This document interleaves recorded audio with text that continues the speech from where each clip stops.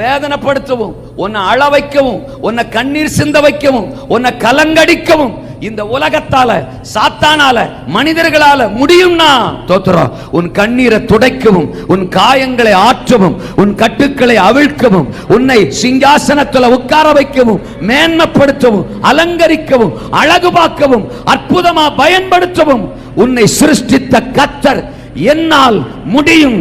நான் உன் வாழ்க்கையில செய்ய நினைச்சது தடைபடாத. வானமும் பூமியும் படைத்த வல்ல தேவனிடமிருந்தே, வானமும் பூமியும் படைத்த என்னுக்கடங்கா நன்மைகள் வருமே, என் கண்கள் ஏறெடுப்பே. என்னுக்கடங்கா நன்மைகள் வருமே, என் கண்கள்